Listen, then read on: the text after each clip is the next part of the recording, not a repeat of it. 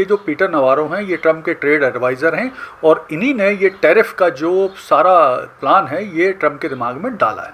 तो प्रमुख रूप से 3 प्लान प्रस्तुत किए गए हैं भारतीय आईटी सेक्टर पर टैरिफ लगाने के हिसाब से, या कुल मिला के जो भारतीय आईटी कंपनियों का रेवेन्यू है, सालाना रेवेन्यू है, वो लगभग 245 बिलियन यूएस डॉलर है। एक तो मुश्किल है टैरिफ लगाना, अगर होगा भी तो बहुत कम समय के लिए होगा और अल्टीमेटली फिर ट्रम्प का टाको यानी ट्रम्प अपनी बात से पलट कर। दोस्तों आज बात करते हैं एक बहुत ही इंपॉर्टेंट टॉपिक पर, और वो टॉपिक ये है कि क्या ट्रम्प अब भारत के आईटी सेक्टर पर भी टैक्स या टैरिफ लगाने वाले हैं।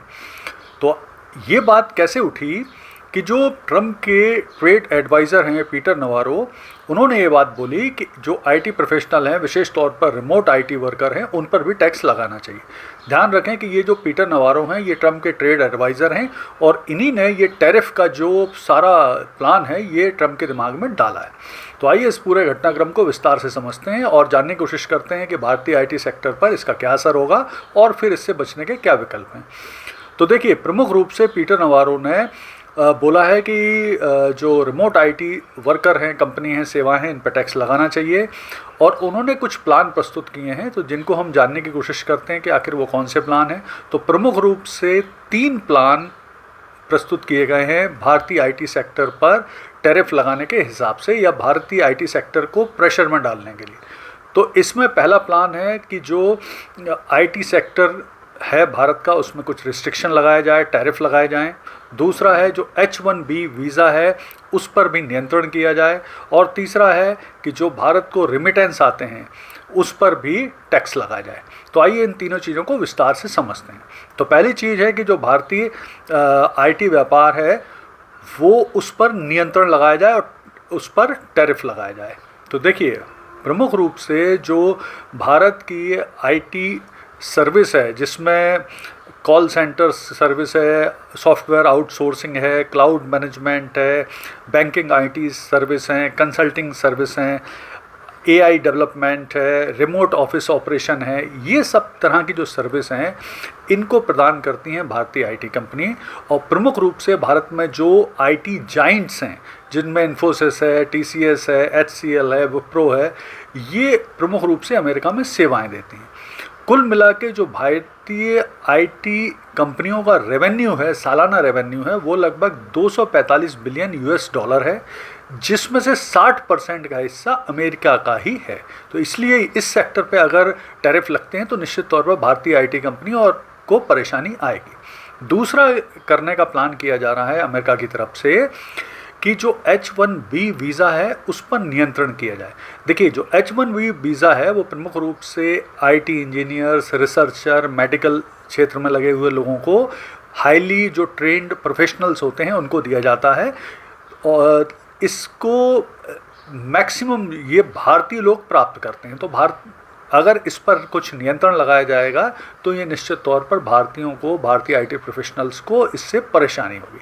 टारगेट भी वही है। तीसरी चीज़ है कि रेमिटेंस पर टैक्स लगाए जाएं। रेमिटेंस सर्विस जो होती हैं कि विदेश गए भारतीय जब भारत पैसा भेजते हैं तो वो उसे रेमिटेंस कहते हैं। तो भारत, ध्यान रखिए, दुनिया का सबसे बड़ा रेमिटेंस प्राप्त करने वाला देश है।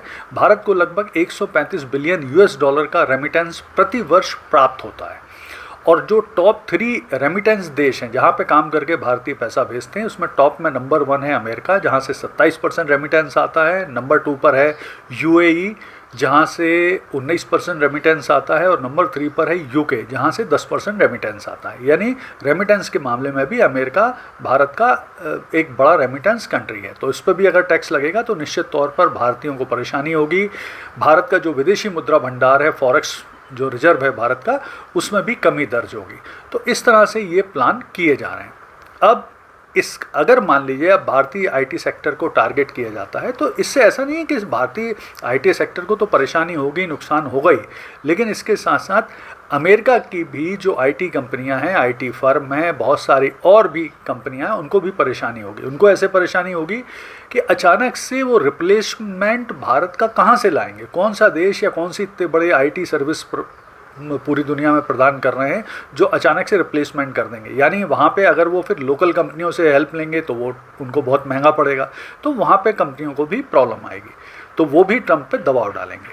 अब भारत सरकार क्या कर रही है? तो भारत सरकार प्लान कर रही है, एक तो भारत सरकार कुछ रिलीफ फंड बनाने के प्लान कर रही है, इसके अलावा बहुत सारे देशों के साथ फ्री ट्रेड एग्रीमेंट के प्लान कर रही है। बहुत सारे जो देश हैं, विशेष तौर पर आसियान है, दक्षिण अमेरिकन कंट्रीज़ हैं, अफ्रीकन कंट्री हैं, गल्फ़ हैं, उनमें व्यापार बढ़ाने की कोशिश कर रही है, उसमें आईटी व्यापार भी शामिल होगा। फिर भारत सरकार एससीओ और ब्रिक्स कंट्री के साथ एंगेजमेंट बढ़ाने की कोशिश कर रही है।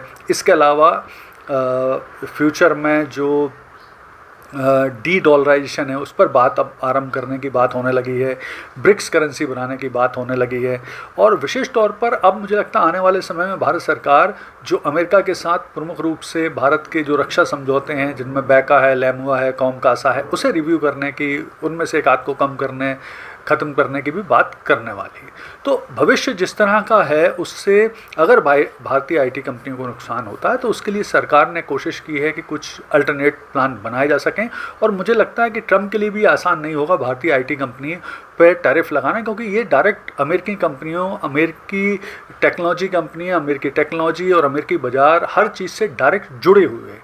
तो मुझे लगता है इस मामले में एक तो मुश्किल है टैरिफ लगाना, अगर होगा भी तो बहुत कम समय के लिए होगा और अल्टीमेटली फिर ट्रम्प का टाको यानी ट्रम्प अपनी बात से पलट जाएंगे। धन्यवाद।